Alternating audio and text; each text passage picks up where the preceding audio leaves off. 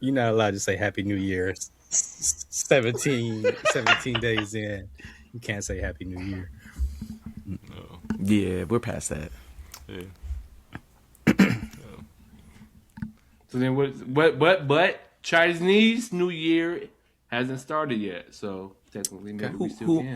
Who in here is Chinese? Please raise your hand. No? Anybody? Chris is part Philippines. Like, yeah, Chris is part Philippines. haven't taken So the, all right. haven't So taken the what is the DNA test? It might be the 73 and me. Yeah, I need everyone to might take be a something quick in there. look at the map and see how close China is to the Philippines. oh my goodness. Apparently that counts.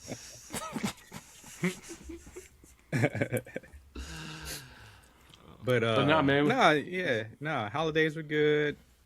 Glad to be away from be able to get a break from podcasting, just to spend some time with family, kind of relax, reset. So appreciated the break, but happy to get back with it.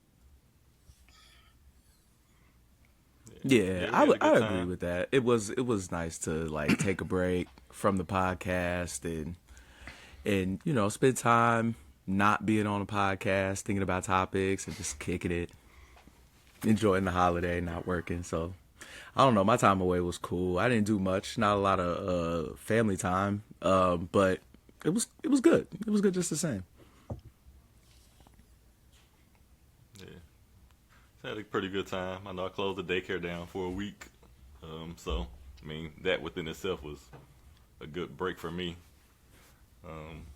We hosted Christmas, so that was busy. Did some traveling. Went down to Charlotte. Yeah, we did the same thing where we was hosting for the holidays, Thanksgiving and Christmas. So to get a kind of a dull break, but a good break, was actually was good. You gave us some rest. Quick question for y'all though. Now that the holidays are around, January is about halfway over. Let's just say, when is the best time to take down your tree? Like when it's too late, shall I say? When it's too late. Yeah. Now it's too late. Yeah, we took your tree we should took already ours. be down. You said We it took already ours should have been down down? today. Mm.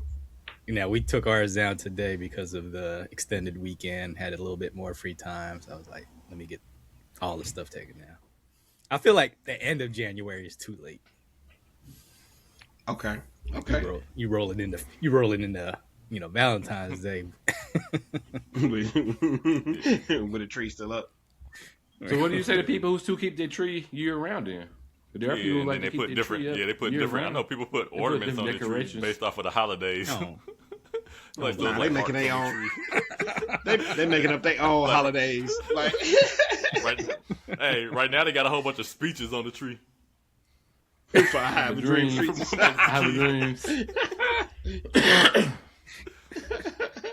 Nah, we did like typically Chris and take them. ours down the first week of January.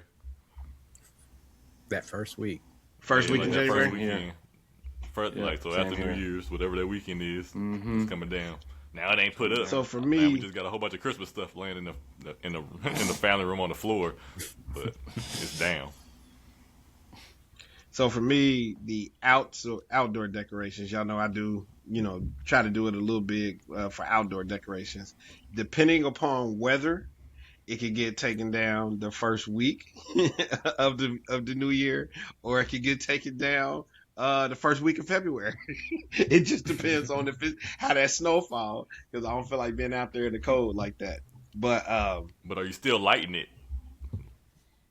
ooh, that's a good question. No, it's Still on inflating- automatic light, still in- so it just.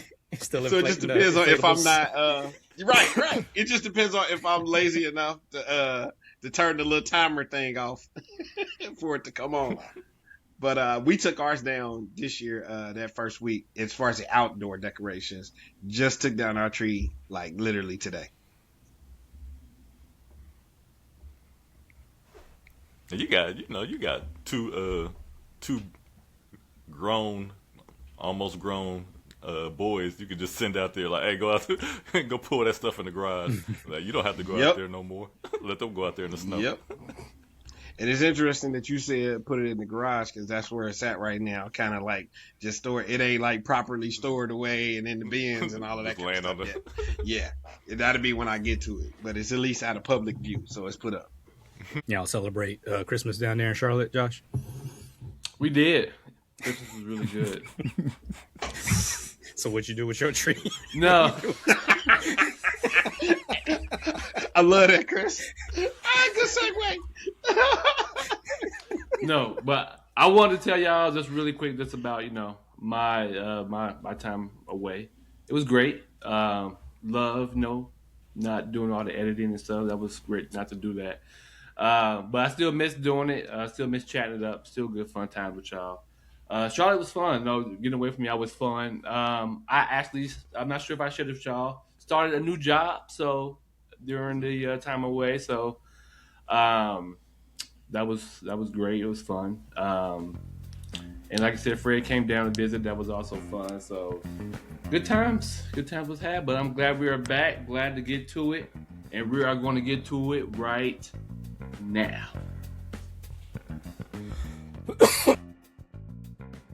Welcome to the Brothers and Friends podcast show.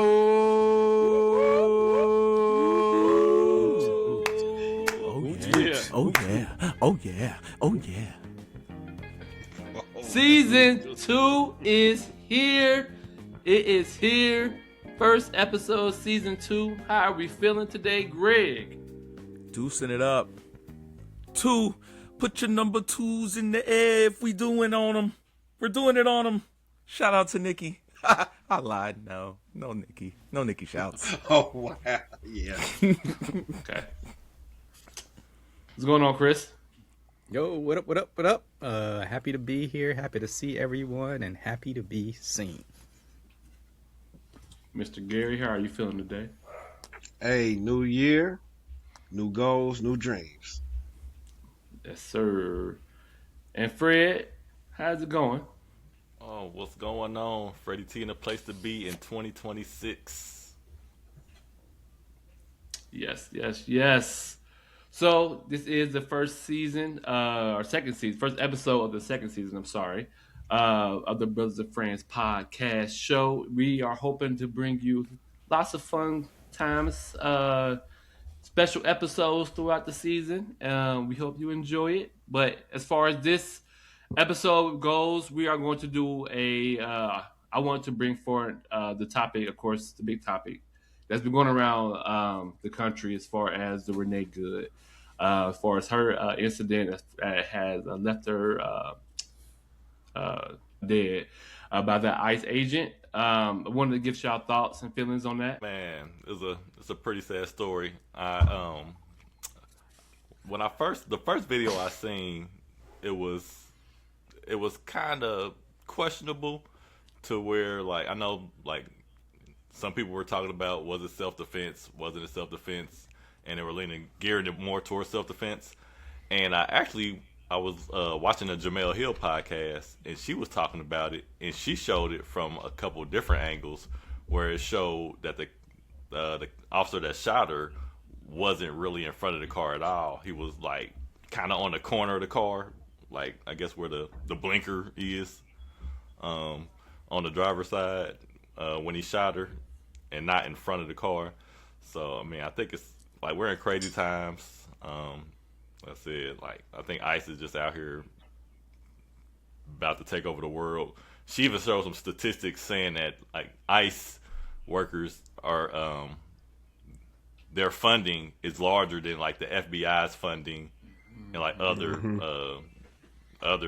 I guess, alphabet company funding that's in CIA. CIA, yeah. And then she said, like, they have more funding than, like, other countries' whole self-defense team, like, military altogether. So, I mean, that kind of was crazy. But, we taking money out of everywhere else. But, like, giving them, billions of dollars to be out here being ruthless. Yeah, I think that's a good point. Like, this is I feel like it could be two different topics here, specifically talking about Renee Goode's death, and also talking about ICE in general. But when I first saw the video, it was sickening. Like it was just it was sad. Like it almost had me in tears. I didn't like. I told Nikki, my wife, after I seen the video, regardless if it was like self defense for the cop, like it was just an unnecessary situation to put himself in the first place. And so it was like, as soon as I seen it, showed it to my wife, I was like, "It's going to be another George Floyd. This is going to be another George Floyd incident. It's going to be mass riots, and this is going to be Trump's excuse to call in military guards to shut the state down, shut elections down, and it's going to just be a domino effect from here." But yeah, I was disgusted about the incident, disgusted about how Republicans are defending it, and it's just a sickening situation. I think for me, like, yeah, I had kind of the same callbacks, thinking about George Floyd and what this situation is potentially going to lead to, and I think what Trump is trying to line this up for, right? Because I mean, after it happened, they wasted no time to spin a narrative to say that like she was a domestic terrorist who ICE was trying to defend themselves against her, and she was like aiming her vehicle, which is a potentially deadly weapon, at people, and they had to spin it to make this American citizen appear to be evil and a domestic terrorist. And I feel like Trump is on his way to creating like protests and things of that nature, or he's like raising the temperature, and he's going to potentially declare like protests and stuff like versions of domestic terrorism, so he can send in National Guard and ICE and really turn this into like a fascist police state. Like it's to a point now where it really feels like we're watching a movie, where we're watching like federalized soldiers go into like American cities, and now they've killed an American citizen who wasn't doing anything. We've already seen them like deport American citizens and lock them up, and they have every right to be here. So it's like this is just another step. It's sad, but like I think this is part of the Trump plan to get us to a more militarized state. Yeah, I have a collective what everybody just said. Just seeing the video gives calls back to all of the ones, the Philando Castiles, the Sandra Bland's, all of the say their names, put it that way. And slight take on it, whereas America as a whole, all of the others plus, well, just say it like this: everybody now is getting a chance to see what Black folk has been trying to tell everybody for a long time when it comes to either law enforcement or some type of authority. When they overstep their bounds, what does it actually look like? What is overreach? Did he have to shoot her? Did he have to do that? Now these questions are being asked, and people are getting a chance to feel it the same way, kind of the Black community has been saying overall. This is not nothing new for us. It's just now it's ICE. Along with the ICE conversation, I'm with Greg and Chris with this too. I believe now we're moving to a more militarized state, and if anybody was wondering if like we're gearing up for some type of civil war, I would beg to differ that we're already in one. It just doesn't look like bayonets and like it did back in the 1800s, 1700s, or whatever. This is more or less like he already has two branches of the three government, and America was founded on checks and balances with those three. And right now we're witnessing what it looks like to have no checks and balances.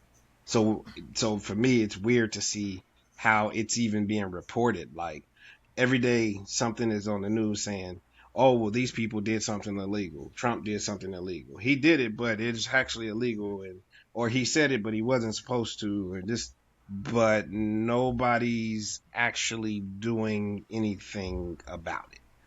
So that right there scares me. So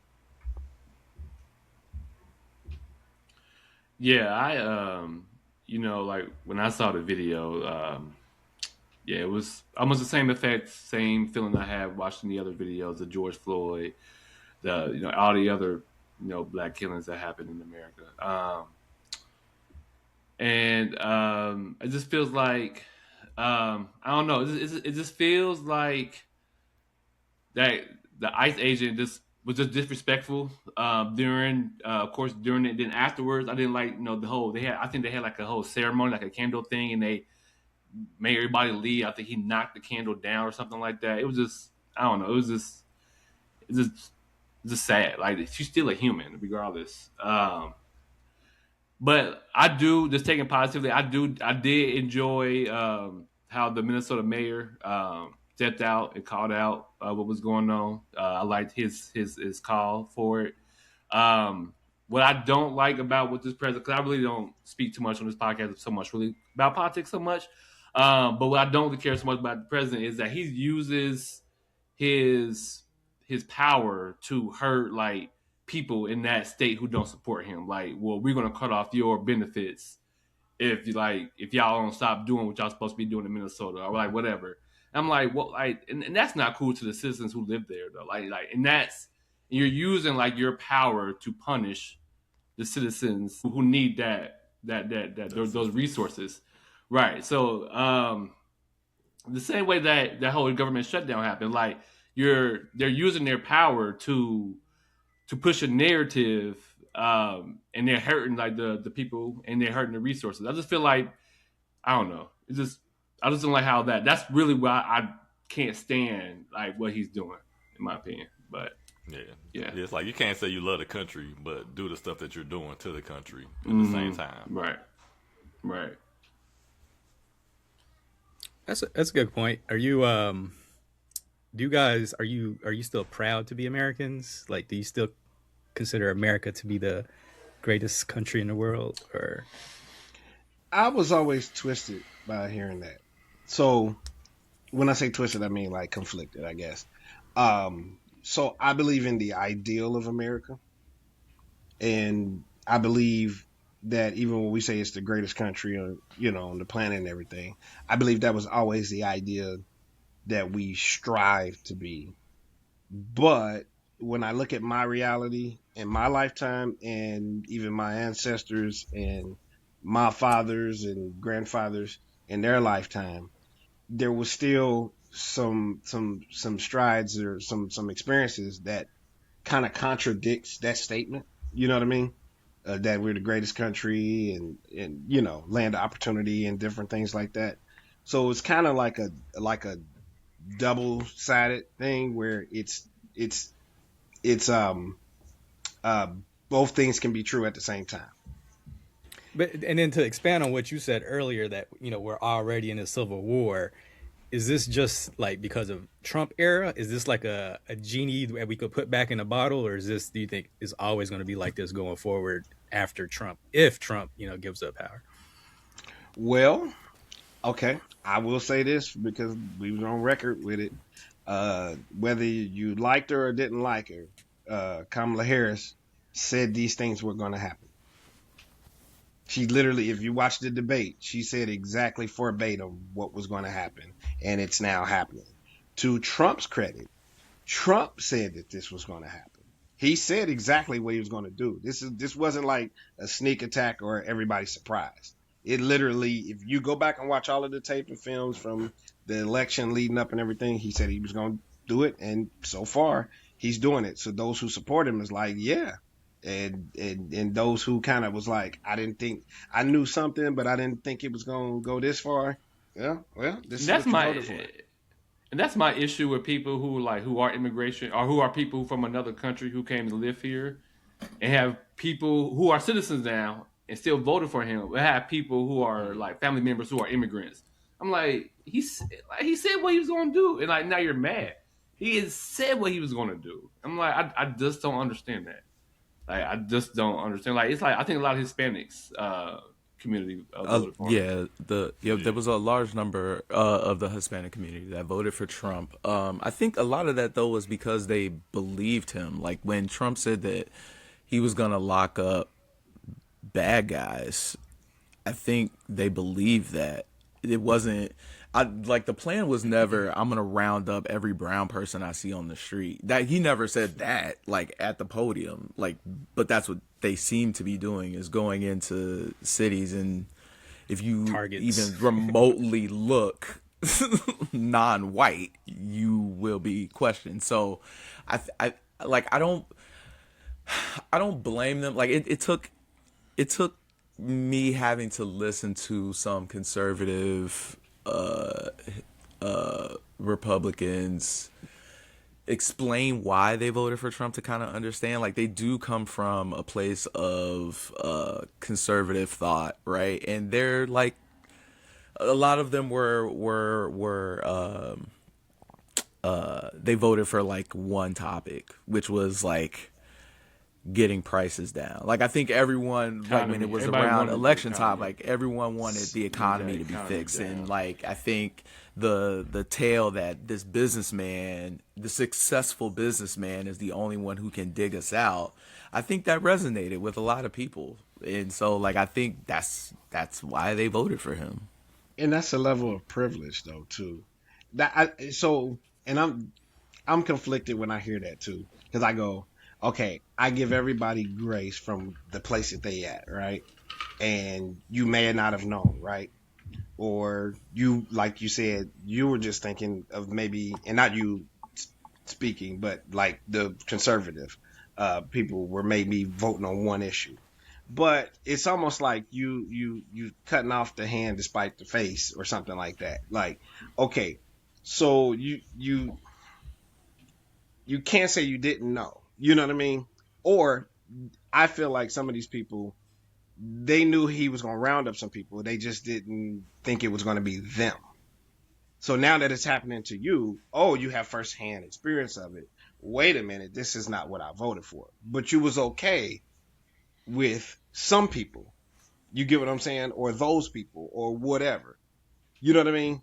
Not an intentional, but like a privilege of not having to worry about. Like those people that say, I don't want politics in my sports. I just want to, you know, you know what I mean? Just want to be able to enjoy myself. I don't want politics when I go to work. I just want to enjoy myself. And I remember I had to explain it to somebody like, no, or politics, racism, all that stuff. I experienced that in my commute to work, when I get to work, when I watch sports, you know, all that. It's like, it's ingrained. Like I can't escape it. You know what I mean? So yeah, I'm a little conflicted. Like I gotta hold those people accountable. I give them grace for the fact that they're allowed to. This is America, and they're allowed to vote for who they want to vote for whatever reason that they want to vote for. You get what I'm saying? But to say that, oh, okay, even to say I didn't know. Okay, well now you know, because it wasn't like people wasn't trying to tell you. You see what I'm saying? It wasn't like this wasn't said. This is his second term. So you get what I'm saying? So. And I just gotta. one last thing, real quick, before you go. Right. As far as the ICE agents and stuff, because we were talking about the ICE agents, it's now suspected the reason why they wearing the masks and all that kind of stuff is some of them is Proud Boys and January 6 people that got let go and all of that kind of stuff too. Don't know, can't confirm that allegedly, but yeah. So that kind of, you know. So I saw like on social media or something like that. They said that one of the websites, one of the government websites, went to like a Nazi's website. Like when you typed it in, it was like a Nazi website. Like it rerouted you to a Nazi's website. I think like Yeah. Homeland Security or something like that. So like Yeah. it reminded me of like the whole like World War II, like that Nazi area where they went around written for Jewish people, like Mm-hmm. rounding them up almost, and like, do this kind of So sound like? Cause like I hear people they're yeah. going in people's houses like without warrants. I hmm hear now, like I'm like, Mm-hmm. well, are you kidding me? Like you So just that gonna break into my house? Like you don't have a warrant. Like you just gonna like it just sounds like so something similar. yeah. So that's a good point. Like you brought that up. So the DHS, the Homeland Security Secretary Christy Nome, after the shooting, she stood in front of a podium, and on the podium had a phrase like "one of ours, all of yours," and that's a Nazi phrase meaning like if you kill one of ours, we're gonna kill all of yours. And she stood behind that podium with that phrase like blasted all across the nation. That was disgusting, man. That's why I say you could take these subtleties as like, okay. And I think as Americans, we are kind of spoiled. You know what I mean? Because we haven't really. We're far enough removed from the civil rights generation that had the march and the fire hoses and all of that, and really experienced it. We've experienced like, oh, Barack Obama. We've experienced, the Bushes. We experienced, the 9/11. You know what I mean? Those type of things. So we kind of that we far enough removed from it, and now it's like, do we know how to fight this? You know what I mean? Like, can we break away from social media? You know what I mean? Stop putting our boots on the ground and stuff like that, and actually like mobilize, and you know what I mean? Can we get full boycott from something? Can we, But I think that brings it back to Greg's point. I feel like his plan is a fight. He wants us. I don't know. Like he wants uprising. Yeah. To truly shut shit down. Mm-hmm. I would agree. Because that's kind of why you ain't, in my opinion, you haven't seen black people out in the forefront. Because we kind of know already. I have seen some Philly Black Panthers have started marching with the protesters, and they got their rifles out. So the key thing of what you said is with protesters, but black folk out solely, I don't think this is our fight to lead. Because I think that's right, like what you said, that's what he wants. Because it's an excuse to do the martial law thing. Like here in Cincinnati, we had Lincoln Heights. We had some, Nazi propaganda and stuff like that. Soldiers come in to a certain neighborhood where they just wasn't having it. So they had their own militia with checkpoints and stuff like that. Unfortunately, I don't have a positive opinion. I think that it may come down to something like that. But I do believe that that's what he wants. But also, we have to this is one of those times where you got to learn your history. I think that's why they were attacked in like the school books and what we learn, you know what I mean? Critical race theory, all that kind of stuff. Because in the past, they did have it worse.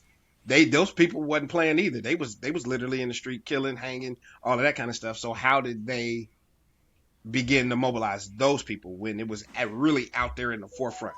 You know what I mean? And one last thing I'll say, and this is for Chris, just related to Star Wars. Remember I told you, the Revenge of the Sith? When Palpatine was in front of the Senate, and Padme said that one phrase. She said, "So this how democracy dies? With thunderous applause." Yup. Scary, ain't it? Those fall for my Star Wars fans out there. Sorry. For me, I will disagree though. I think I think this is a fight for everybody who considers himself to be an American.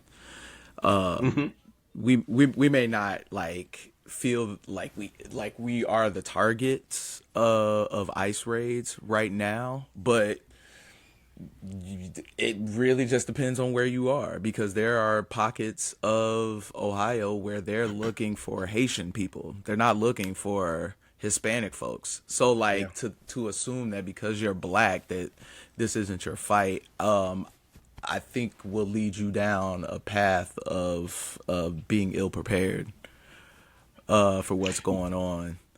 Are you saying like in response to what I said about black people, or I just saying, because I was just saying that black people, this is why black people aren't out in the forefront. I believe we should be out there to fight for when it was the Asian American hate. Yeah, this just is not, normally we're out in the front. He waiting on that. Like they always cut that train, ain't never let come for us. But I think we should be fighting for everybody. As soon as ICE was coming for them, those people, and I don't want to say the wrong, you know what I mean, the ethnic people that they was going after, we should be out there. You know what I mean? How can we support? How we can? Because that train ain't never late. Yeah, because even in Minnesota, it's like Somalians, so they're black people. So, but yeah. So I'm with you on. I agree with you saying, Greg. I'm sorry. Go ahead. Oh, yeah, no. I was just saying, like, yeah, it's a fight for all of us. We all kind of have to be engaged. This isn't like a Hispanic thing or a Mexican thing, or if you're light brown and you don't look Mexican, you should be fine. No, we should all really be concerned, because if they could grab up Chris at any moment, and then what are we gonna say? Like, no, you can't take Chris. He's black and Filipino. You think Trump cares? Trump don't give a shit. He looked like Bruno Mars. Get that nigga in jail.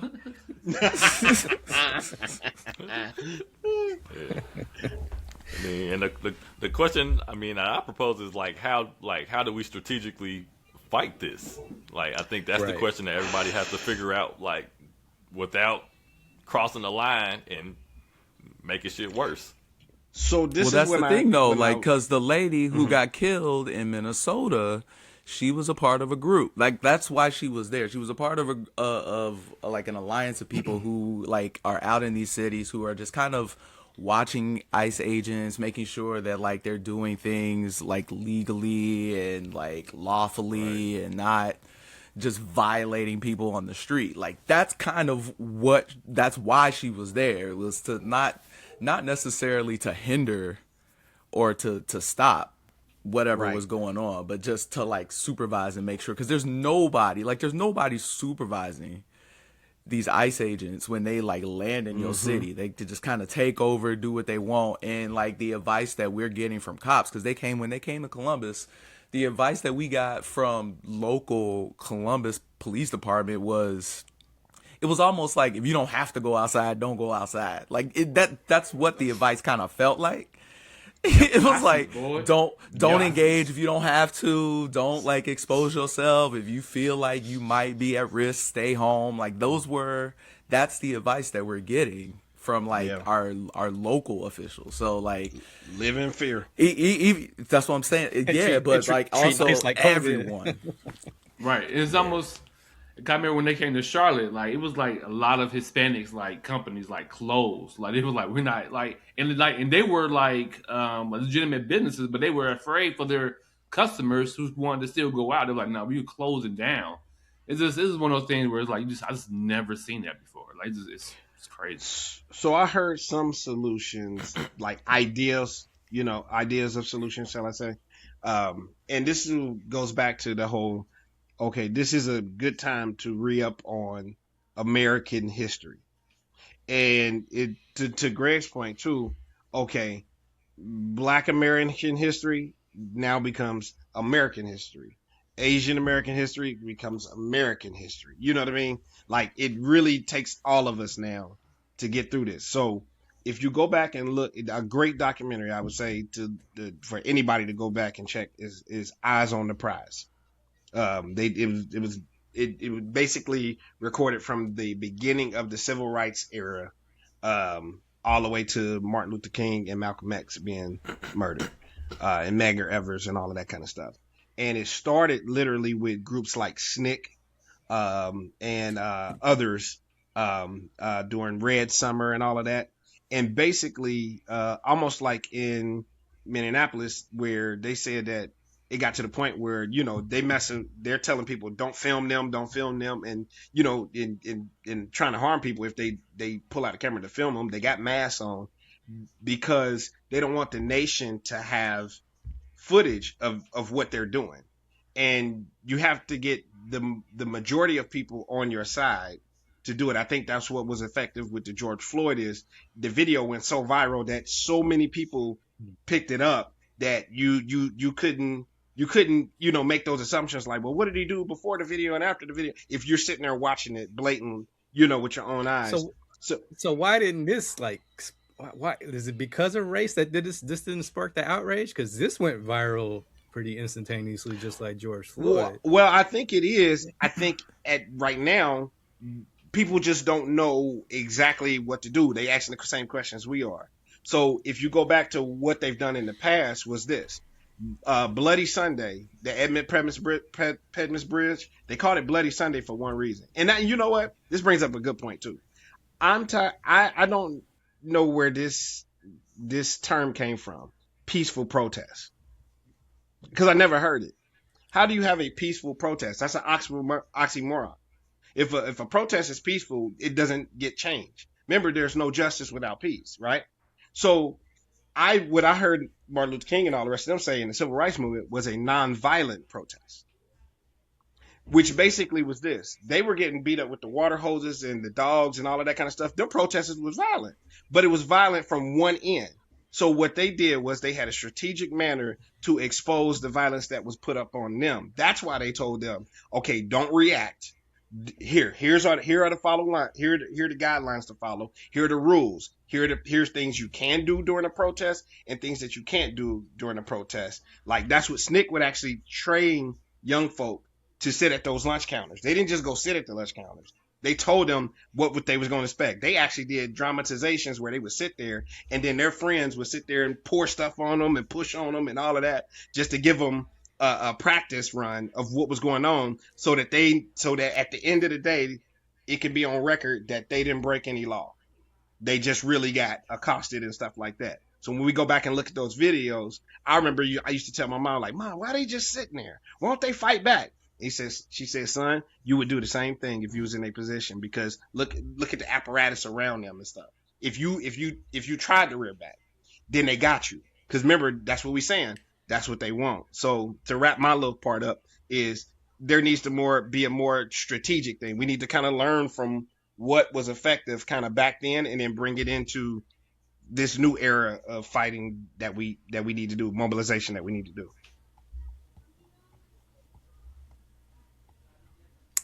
I don't know. I see your point, but I feel like, just back to my question, like why these incidents are like not causing more of a movement is because I feel like it's almost like we're like jaded to these incidents now. Like we're like just so like tired of it. So, you have killings and killings. You had a teenager blinded by a paintball gun from ICE. And so all these incidents, even if they were back in the day, like televised, photographed, now it's just like times 1,000 because of social media. And we see all these images now and it's just like, it's just Monday, it's just a Monday. Well, it's not special like it was back in the day.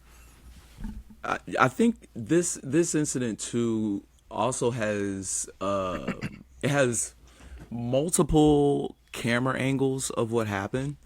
And so, depending on the timing of when you heard about the story and what angle you saw, like if you saw it in the way that I saw it, the first angle that I saw, it looked like she was driving her vehicle right at the guy. Like that's the first video that I saw. So when Trump came out and Kristi Noem came out and everybody was like, this was a justified shooting, I'm like, I can kind of sort of see that just because this car, like it looked like she was aiming her vehicle at the guy. But then you see another angle and it's like obvious that this guy stepped in front of the car. Like he made the choice to step in front of a vehicle, which it goes against all training. He wasn't even supposed to do that. And then you see like she puts her vehicle in reverse when one of the agents like grabs the handle. So she's like not trying to run anybody over. And then you see when she pulls forward, like she turns the wheel. So you can see like her wheel is like intentionally driving away from the agent. And so the issue with that is that like it requires the greater viewing public to view past the first video that they may have seen and not listen to Kristi Noem and all of these people on public platforms saying that this was justified, and actually watching another video and actually admitting like, oh wait, this wasn't a justified killing. I think that's why, for me personally, I think that's why. And also I think it's because it was it was a white woman, which I mean, I think she was a white woman. I'm pretty sure she was a white woman. More outrage, right? I feel like that should. You would think, but because she's liberal in a we're in Trump's America right now. it doesn't. She might as well be a black woman. When you were talking about the different angles, that was like, it's mind blowing how many different angles this one incident had. Like, you had people with Ring cameras from across the street, and it was like, man. So do you know why that is though, Chris? Because I didn't realize this until I watched a segment of a reporting of this. Was that they couldn't not the Proud Boys. I'm sorry. The ICE agents or whatever wouldn't release their video. And they wouldn't allow the state of Indianapolis to release their videos. So all of the angles that you're seeing is from people, the public. They said, if you have any video, please send it in. Please send it in so that they have something to judge. So that's why you got so many different angles. Yeah.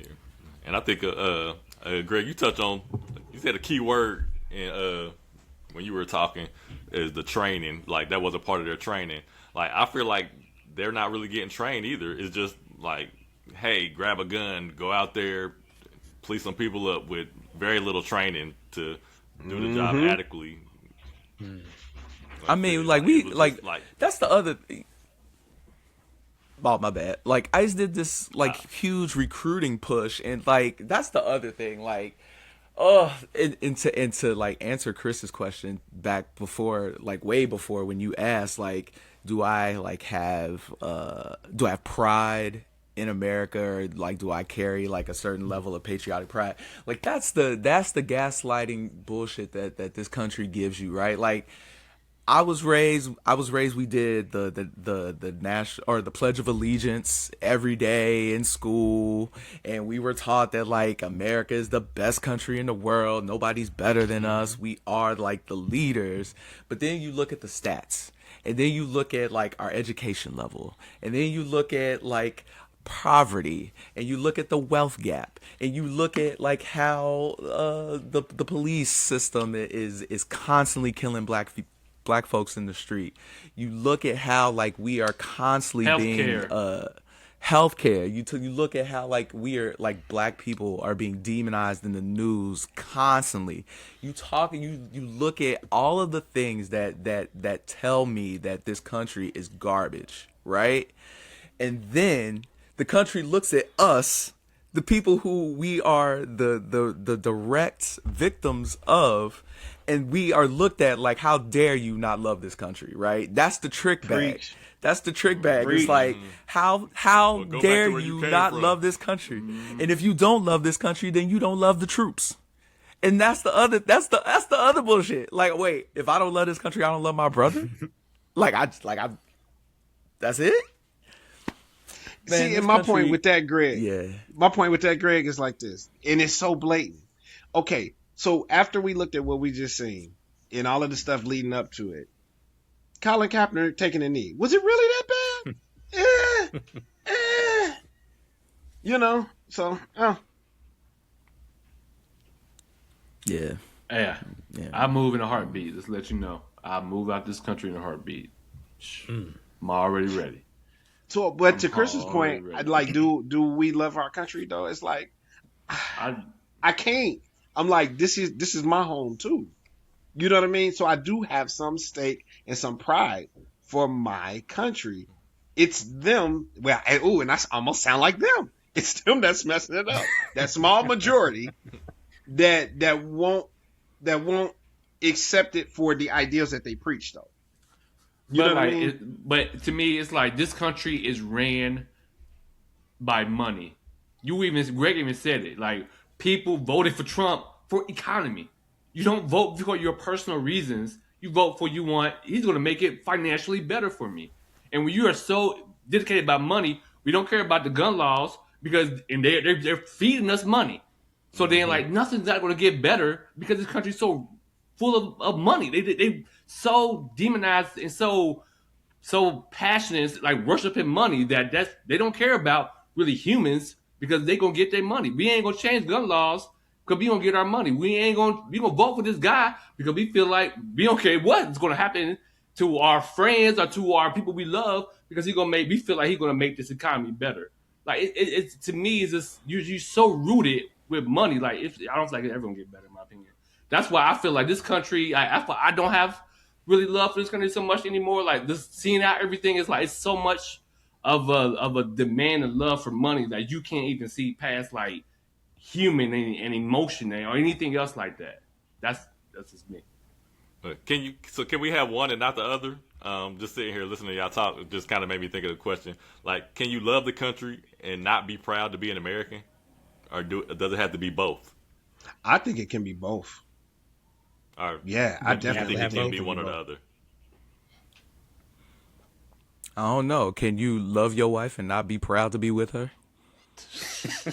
I don't think you can. Like, No. But the country's not a person. You know what I'm saying? But the country's not a person where Americans are people, but the country, like, you know, is the country. I don't know how to explain it. You know what I'm saying? Like, if you But I think think about Greg- it, like, I'm not proud to be an American person. Huh? Like you can it's your Love your company job, work but not for. love your boss Yeah. or the people you work with. Yeah. So Yeah, wait a minute. I Yeah. want to stick with Greg's example because I think it was a great example. Can you say it one more time, Greg? Can you love your wife, but what? I understand what he's saying. You can't. Well, wait a minute. No, Yeah, no, I mean, because I I got a different understand take. I got a it. different. Go I got a ahead. different take on this. Say it again, Greg. Okay, go ahead. Can you love your wife, but what? and Because not I be want to make proud sure I be got it with right. her. Not be proud of with her. Okay, so let's say that you married this woman, you've been with this woman, but she developed a drug habit, and she's a crackhead now. So I love her, but I can't stand to be with her. Okay. She making our life miserable. I have no love lost for her. I'm still proud of our union. I want it to get better. I believe in her more than she believes in herself. You get what I'm saying? So that's what I thought that was a great example of how I feel about my country. So America is a drug is a crackhead. I believe so. It has a problem. Gary, go ahead. That's actually a good analogy. That's actually a good analogy. Run for office. That's your slogan right there. America's a crackhead. Let me get it off the drug. But yeah, but getting back to the original story, it was, still, and it still is sad, what happened to, Renee Goode. Didn't deserve what happened to her, and prayers for, all her loved ones and everybody out there. Man. Like, can you imagine that? Like, you get gunned down and now the president is making you an enemy of the country, bro? Like, to your kids? Right. to your kids, man, your family, the people who know you. Man. Like, that's insane. It's sad. It's the world this is America, right? This is America. Hey, Gambino. We out. We out, y'all. Peace. All right, but on a funnier side, so I saw this somewhere. I don't remember where. Don't ask me where. So if you were thank you the so only much for person listening to the working in your Brothers and household, Friends podcast, and you want to chime in on this week's topic, wanted to leave us a comment for us get to a little bit more discuss on a expensive future things. episode. But in the meantime, Would y'all please work follow more? us on Spotify. Now, y'all YouTube, are like, and Apple Podcasts. You working, Peace. a lot. You still got kids. You want to see your kids still, but if you work more, it's gonna be not enough time with the kids, of course. But she wants more expensive things, stuff like for her, more Gucci, a little bit more, Coach, whatever. Whatever the girlies are into nowadays. I'll be the first one to answer this. This question feels like it's designed just for me. So I will say that for me, my only question is does my wife deserve it? Does she deserve not it? your spouse. For you, Greg, Oh, your okay. spouse. I keep Cool. saying it.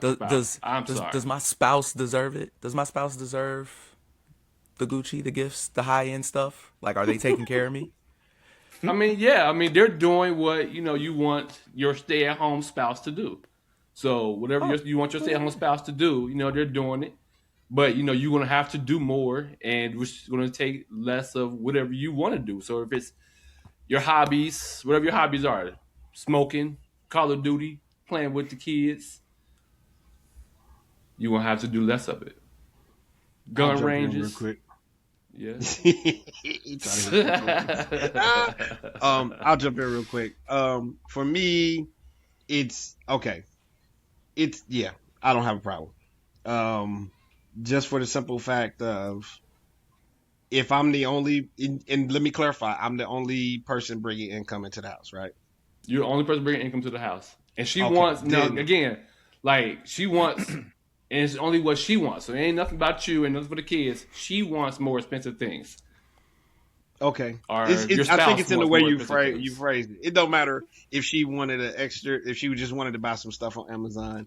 Out of the money that I bring in, I'm going to give a portion to her just for her own. You know what I mean? And what she benefit right, because and what I'm she's telling you the more. provider. Right, and what she's telling you, it ain't enough. She needs more of it. So go to So work are you and give saying- me more? So are you saying if let's say if my wife wanted a Louis Vuitton purse and I can afford And to what- get my wife a Louis Vuitton purse that I wouldn't or couldn't? Or No, would what or I'm would saying not? is, can't afford you it. have enough right now. No, what I'm saying is you have enough right now to pay the bills and to give your spouse extra money to do whatever she wants to do. Her Whatever allowance. you're giving her is not enough. Is that her allowance is not enough? So now you got to go and work more to give her more. Because again, you're able saying- to cover everything. You're able to cover everything, and you're giving your spouse that extra income for it, the So extra money for them. But now they were saying, "Hey, I want now more stuff. I need you to work more. Are you going to Okay. work more?" Okay, so with here's an that, example. yep. I was gonna say, you giving her enough money to buy a BMW, but she want a Lamborghini. Okay. Cool. Now, here, my only caveat is this, because you kind of threw in something that I was like, oh, okay. If I can afford it, then I'm okay, and it doesn't affect our bottom line. But if it's like I got to choose between our bottom line and getting her some Gucci, no, then it's No. absolutely not. That's I'm not not the talking question. Well, you about gotta your go bottom work line. more. That's Do you not have the to work question. harder? It's right. It's your Yeah. time. I'm talking about your time. You would now have to go to work more. Is what I'm Are saying. you willing to sacrifice? Are you really? Are you your willing to time. sacrifice your free time and working more hours to provide your partner with luxury things that they don't necessarily need but they want because you're paying for them? Exactly. Yeah, so now you got to work 12 hours a day instead of 8 hours because she wants this stuff. 8 hours Right. is giving her allowance and making you be able to do everything you need to do. But now you do 12 hours to get her what she wants. So now Right. you've gone 4 Exactly. hours extra a day. So it just depends and it's relative. Okay, if she wants to go on a luxury vacation, I'm also included in that, so I will work harder. For No, that. If- no, wait a minute, why are let me you finish. Let me answering a finish. question? Let me finish. There was two sides of what I was gonna say. not the Okay. There was two sides of what I was gonna say. There's ahead. that Go example. ahead. Then there's it because I said there's a difference between that and she just wants a Birkin bag, which costs like $25,000 for a doggone handbag, just because she wants it. But then I'm gonna have to work double, triple overtime, and you know what I mean. It's gonna tax me and everything else. Then I mean it's a no-brainer. No. Then we have a conversation about that. Like if you want that, then we're gonna have to do some extra things. Period. What's some extra things? But you're the only one working. No, so what's no. the extra Raising thing? extra income. You want to plan I now? feel This is like- an imaginary scenario. I don't know. She got to do, I feel she like- gotta do something Get a strange lemonade with some stand. change. Do something. I don't know. I know. I'm like, what? She gonna have to ante up. Do Let me something try strange with some change. Yeah, you know, sell them pictures of your toes on, you know, on the GoFundMe or whatever. Go Go family. for it. Go fun. What about y'all, Chris? Yeah, Gary, you asked some great clarifying questions because I was gonna dive into those same questions. But yeah, the phrase that stuck with me was "work more," and so yeah, that's gonna be a no for me, dog. If I gotta work more for a luxury item, I feel like that's the benefit of like having like a conversation before you marry your spouse to make sure you're like equally on the same page financially. I feel like if you're marrying that type of person, you got to be in that mindset that you might have to sacrifice your time, your hobbies to be able to support their luxury needs. But yeah, if they're just asking for some off the wall luxury item just because I I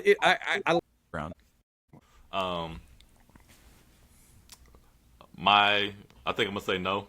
Like kind of like Chris. Like I think the working more is kind of where I'll draw the line.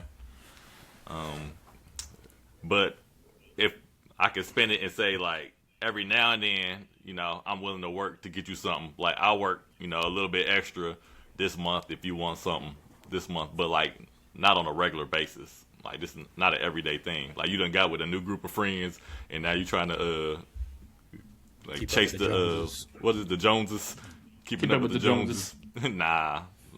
Like we can't keep up with the Joneses, but like kind of like Chris said when Greg did say like is she doing stuff that I guess she's deserving of it because she's really taking care of home. I mean, depends on what you do. You might be able to do some things that be like, oh, okay, yeah, I go back out to work. like,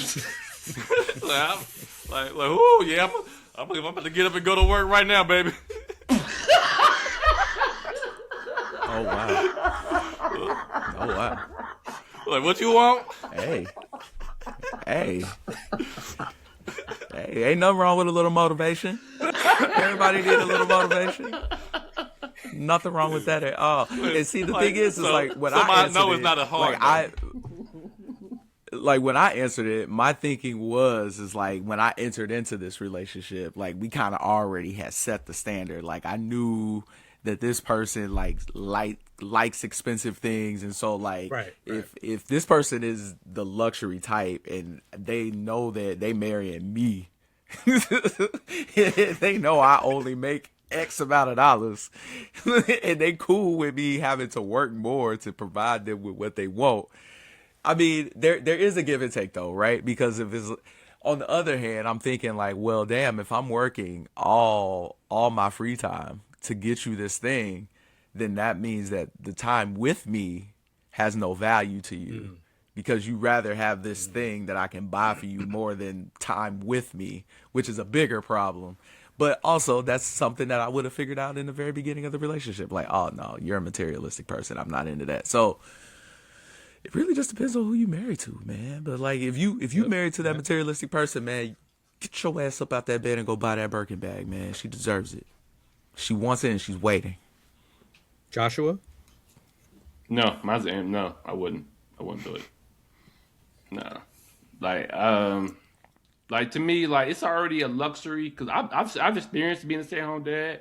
It's already a luxury not to work, so it's like.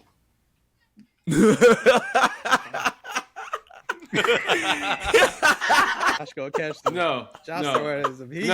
I do agree that stay-at-home parents do a lot because when I was a stay-at-home parent, it is a lot of work. So I would never, shit on that at all. So no, I won't say that. But I mean, would you say there's privilege to it, and not necessarily a luxury? Yeah, or there's maybe a privilege. Maybe a privilege to be a stay-at-home parent, not so much of a luxury. So yeah, so not bad choice of words there. Bad choice of words. We get you there. I just don't want you to get in trouble. Yeah, I don't want to get in trouble either. We need to do another unpopular opinion episode. Huh? Oh man.